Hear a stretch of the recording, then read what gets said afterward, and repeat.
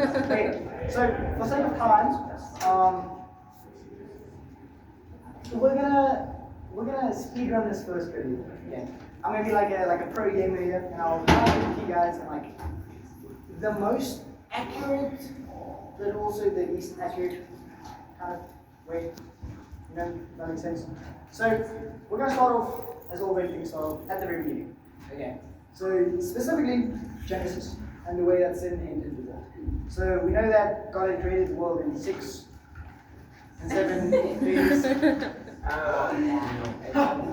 And he rested on the seventh. During that time, he had made man and woman in his image, and he said, hey, life is good, life is great, this is wonderful. Obviously, as you guys know, the devil, he came along, he said, you know, I'm a little schnizzy snake, he's going to ruin it for everyone. And that's what he did. He came to Eve, he tempted her with good times, great times, even in her defense. But yeah, and with his infinite knowledge of good and evil. So about that part. And obviously, she took it, which led us to where we are now. We had a really thing good. What's wrong with you guys? We had a really good thing going, and then boom, it exploded. So this blunder was unfortunately the start of all our troubles. Now, Adam was cursed to work the ground for his food and his welfare, I guess, and Eve was actually cursed in painful childbearing, which we actually read in Genesis 3 verse 16, where it says, to the woman he said, I will make your pains in childbearing very severe. And furthermore, God speaks to Adam and he says, cursed is the ground because of you. Through painful toil, you will eat food from it for all the days of your life. Are you kidding me? That's why we need to work. All because someone ate like an apple or something. Oh. Okay, so now that's the way we can get into bread and butter here. The good stuff we talk. So obviously, as the talk name implies, it's all about sexuality and all that jazz. I know it's weird, it's awkward, it's a little uncomfortable, but it's more for me. Believe me, it's more uncomfortable for me than you guys. But it actually ends off really cool. It ends up in a really encouraging way. I would like to think so. I wrote the talk, so who knows? But yeah. So firstly, we gotta address the main thing here, the elephant in the room, if you will. What is sex, and what is it in a biblical and practical way? I heard a giggle. That wasn't funny. But don't worry, not gonna be an anatomy lesson. Of course, the school systems already failed enough to even do that. So let's start off by finding out why it's important and why it's such a recurring theme. So first and foremost, within a marital context? Yeah. Within a marital context, it strengthens the relationship and the depth of connection with the spouse. And honestly, I rewrote this part for my talk like a bajillion times because there's so many different ways you can put it. But like really, it's just best said short and sweet. Sleeping with someone is the most intimate, meaningful, and special thing that you ever need to know. Okay, like endpoint is what makes marriage couples stronger, happier, and last longer. And not only on a physical and emotional level do you get closer to a person, but spiritual as well. And we a little bit. There's no water. There's no water. We read this in Matthew. I'm sure now. Yeah, Matthew 19, verse 5 to 6, where it says, a man will leave his mother and father to be united with his wife, and the two will become one flesh, meaning no longer two, but one. This becoming of one person is an inseparable bond, one that no one can explain. Even in marriages that end in divorce, neither people will ever forget the other, because of how deep that connection goes. Even if it's just one time that you sleep with someone, it's right off the bat, the connection is there, it lasts forever. And it brings a whole new meaning to let no man separate what God has brought together. Now, of course, in all things, sin twisted is beautiful and amazing. Honestly, a gift from God. Now, it has become something that is pretty much meaningless to a lot of people. The world portrays sex as normal in dating relationships, meaningless to those who just want to express themselves, or be themselves, or find joy. And hookup culture has driven this even further with the idea that there are no consequences to sleeping around or having any form of sexual relationships with anyone. But obviously there is. I mean, if we look around at like the relationships around us, breathe your own, jeez.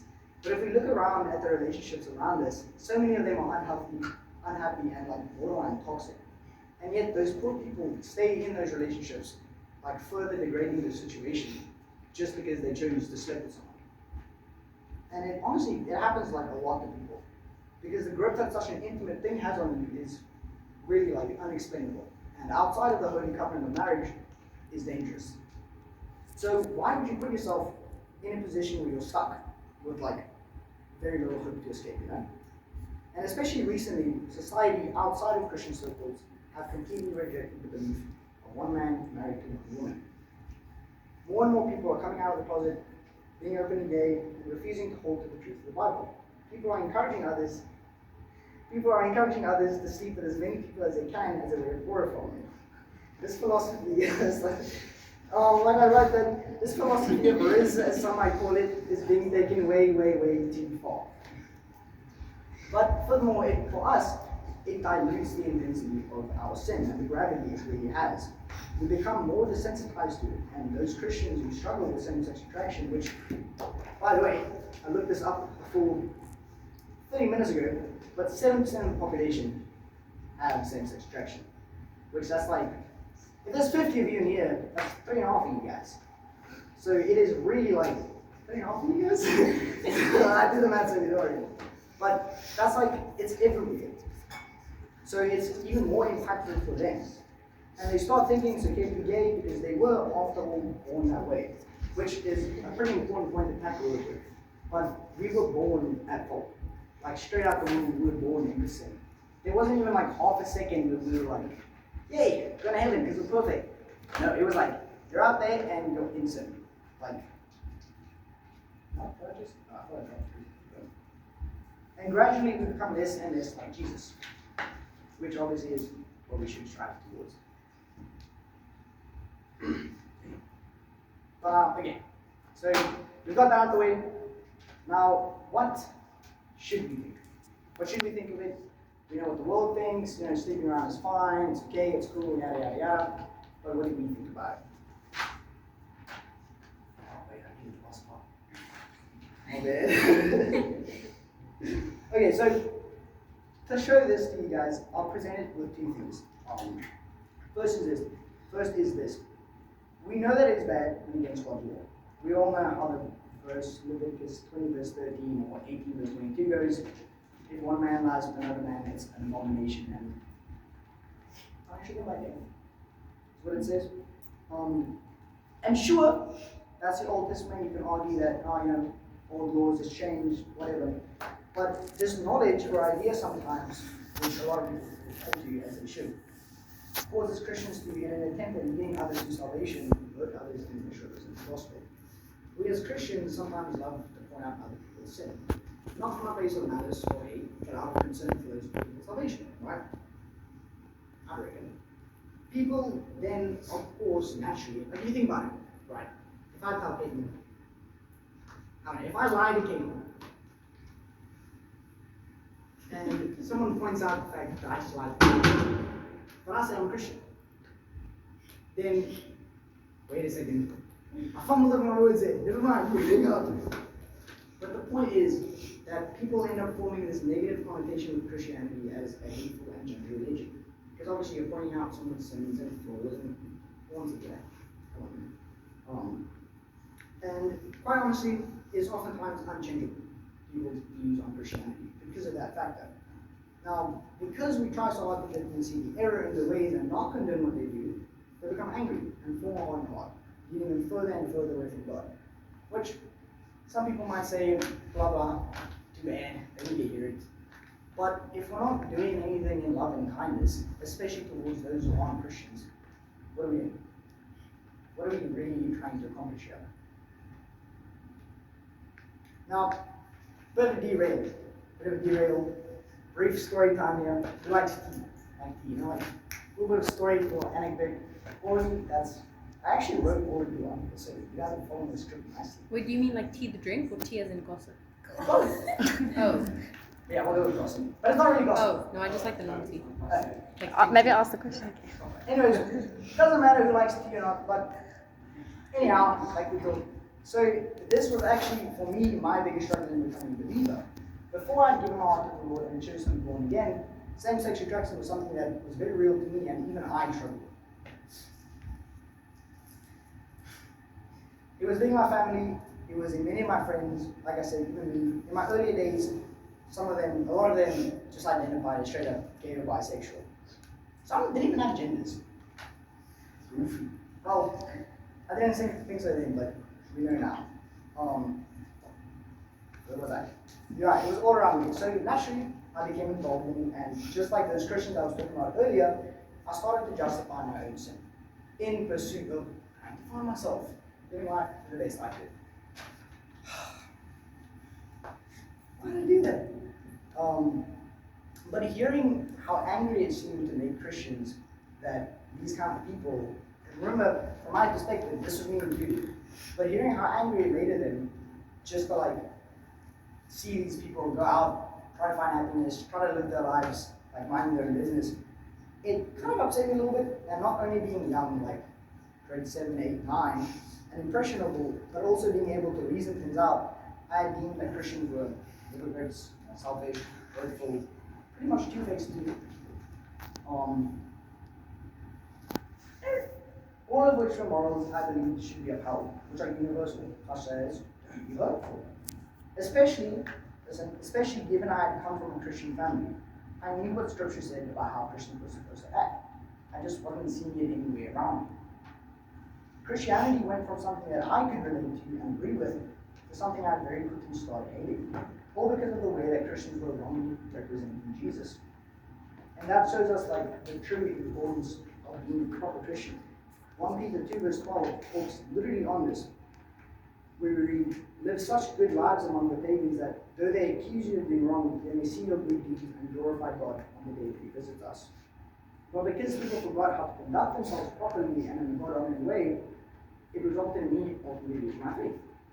So if I can lose my faith because of other Christians, from a non-believer standpoint, how is anyone going to want to believe?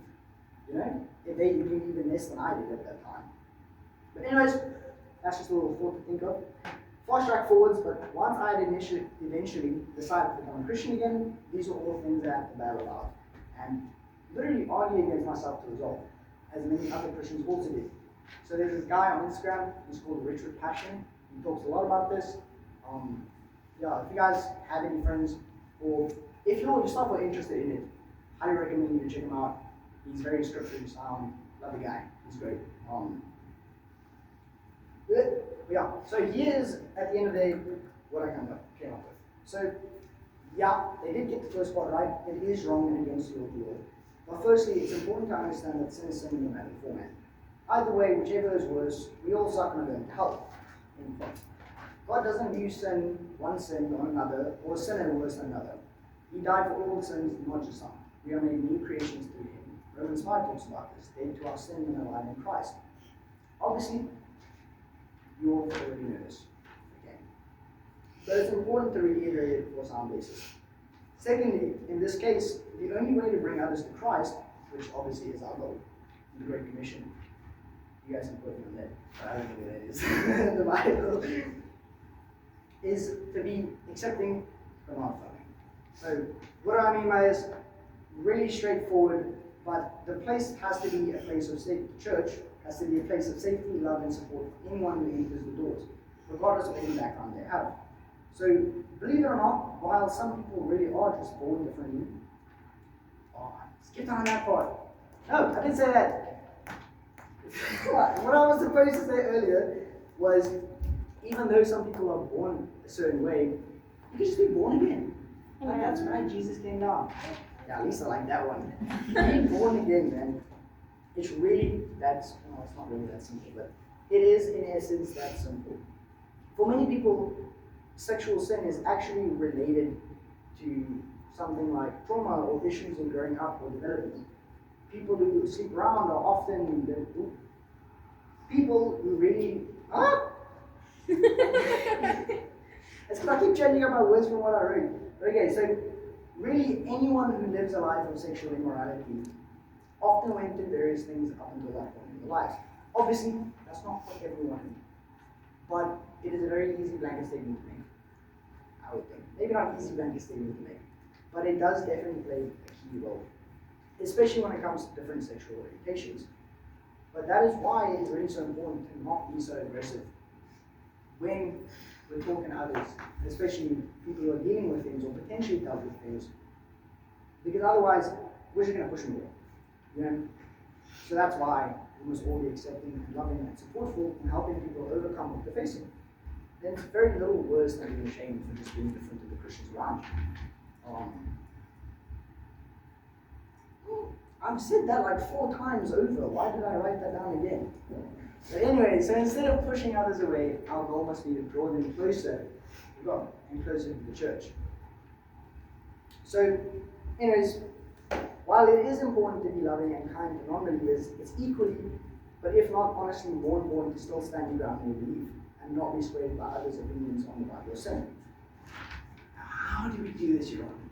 Great question. I've got the answer for you. So, well, it's an answer in the form of an example. But I had a friend in high school who had her own friend. Okay.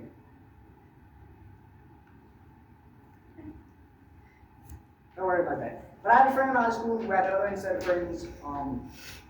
She was pretty popular among the kids. Yeah? She was a fan. She was loved by all. Really great person. But she had this gay friend. Early days. And obviously, you know, Kayla. I'm so sorry, I tried not to. Anyways. My bad. Anyways, this is just basically gays and Kayla, so it's okay. No hate. But yeah, so she basically had this friend who, you know, used to play for the other team. You know what I'm saying? Something that way. I'm just thinking, never mind. Moving on. And the way it actually turned out to be was they met at the start of high school again. And they were driving in and out from high school, so they were spending tons of time together. So it made them really easy and comfortable with each other. That they could just sit in a conversation in different groups, hang out all the time, yada yada yada. You guys have friends, you know what I'm talking about. But this girl, she wasn't a Christian at the time. Again, she was still very much Christianity, like we heard about it, but we really came, not really, and then something was weird like that. In her words now I'm saying. Because Christians look weird to other people. But yeah, and so Kayla now, you know, being a Christian, firmly rooted in the faith, she was hanging out with this gay person. How was she supposed to feel about this? And I'm sure a lot of you guys probably have come into contact or even have friends who are gay. Like I still have quite a few of them, because unfortunately that's just the world we live in. But yeah, so literally all around us, and the way it happened, how do I word this? How do I word this properly? Did you go to yoga pose? I don't know, it's like a nerves thing, you know what I'm saying? Yeah, so, well, let me do my restate for it. My restate for it. Okay, so basically this girl, she had no idea what being a Christian was supposed to look like. Okay, up until Kayla came along. Now, Kayla was different to all the other Christians he had spoken with, because they were all very much, being gay is wrong, you're gonna have all that right stuff, right wing context stuff. But what caught that girl's attention was how loving Kayla still was. Even though the friend was different to Kayla, Kayla still loved and respected her and spoke to her. She didn't treat her any differently. Sure, you know, when it would come down to it, Kayla would say, hey guys, I know, sorry, I'm not comfortable with this, I don't want to do that. You know, but that really stuck out to the girl. And that actually caused her to go and see, hey, what is this Christianity thing about? And it actually kept her interested. So now, spoiler alert, that girl's become a Christian. And, you know, topic. That girl's now become a Christian, and it shows really quite the difference between when you conduct yourself in a proper way, like how Jesus would, or how Jesus would want you to, compared to how, if obviously you conduct yourself as Jesus wouldn't want you to. Like me, I ended up not being a Christian because of it, but Kayla's friend, she became a Christian out of it. and she's living a very spiritual life now. She's really like, it's really cool here, man. Yeah, so that really like shows you the importance of it. I hate that I didn't write that down. Wasted so much time there. But, oh, right. Well, that's what I was going to say. I'm a genius. So, this is actually pretty much perfect example of Matthew chapter 5, where Jesus talks about being the salt and the light of the earth. Our actions and our way of living is at the end of the day what leads others to Christ. Nothing else. It is our actions and our way of living. People who aren't Christians, they don't know anything about the Christian life, really, or what it is to live it out. They understand what they see. They don't understand all the theory, all the concepts, all the theology behind it. They understand and see the way you're living. So, you see that? Every time I like scan over, I just need to go. But yeah, so that's just something you guys need to be mindful of, because again, it is everywhere around us. We can either push others away from Christ, or we can bring them towards Christ by again living out. Yeah. So there's no outro because I didn't have time to write an outro. So I'm going to break, and then you guys will have fun and hang out. Yeah.